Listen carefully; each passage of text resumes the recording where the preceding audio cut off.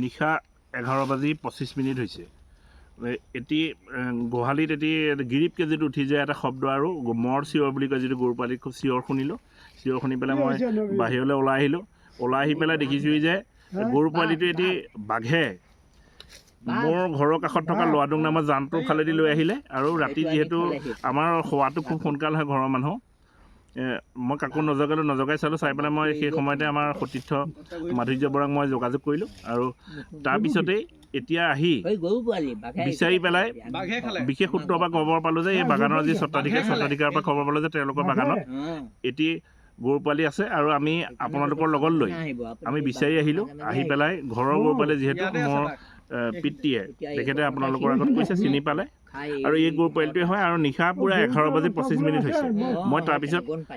বন বিভাগৰ লগত যোগাযোগ কৰিবৰ কাৰণে মাধুৰ্য বৰাক অনুৰোধ জনালোঁ আৰু আজি বন বিভাগে আমাৰ আশ্বাস দিছে যে আহিব আৰু এইখিনিতে এটা কথা ক'ব লাগিব যে আমাৰ জেগাবিলাক শান্তিপ্ৰিয় জেগা য'ত কেৱল মাত্ৰ বান্দৰৰ সমস্যা আছে চোৰ নাই ডকাইত নাই খুব শান্তিৰে আমাৰ থকা জেগা এই জেগাবিলাকত যদি বাঘৰ আতংক হয়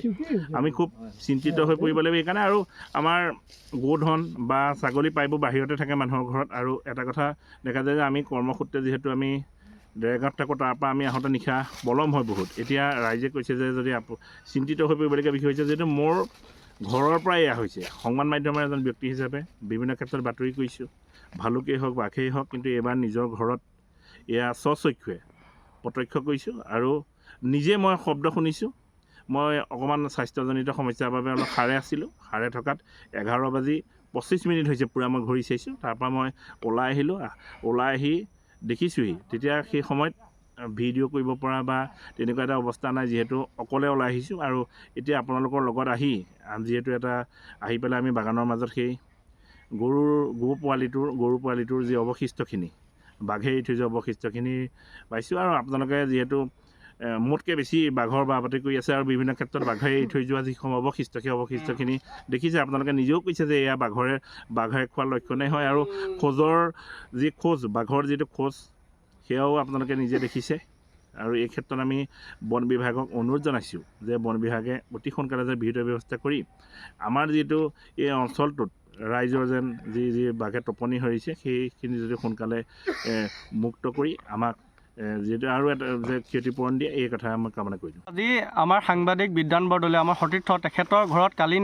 নিশাই মোক যোগাযোগ কৰিছিলে কালি নিশা তেওঁৰ ঘৰৰ পৰা এটা গৰু পোৱালি লৈ যায় তেওঁৰ ঘৰ হৈছে 12 ঘৰীয়া আমি আহি পিছফালে তেওঁলোকক দেখিলোঁ গৰু পোৱালিৰ যিটো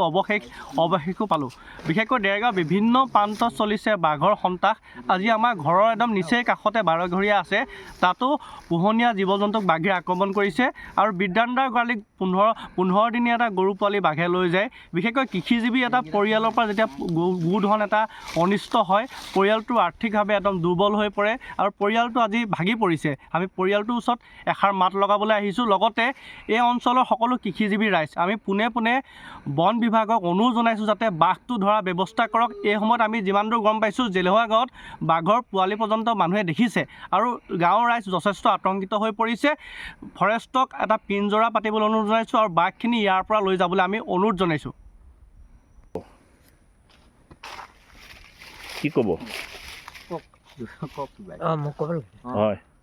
হয় আমাৰ গোহালিৰ পৰা এটা গৰু পোৱালি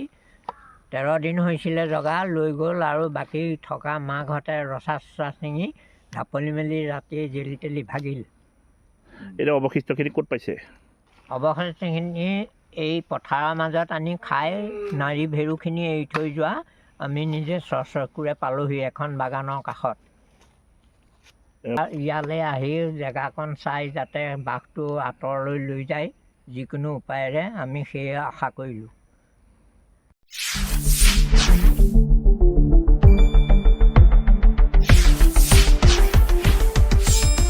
শুদ্ধ আৰু বিস্তৃত বাতৰিৰ বাবে চাই থাকক নিউজ ডেস্ক ৰিপৰ্ট।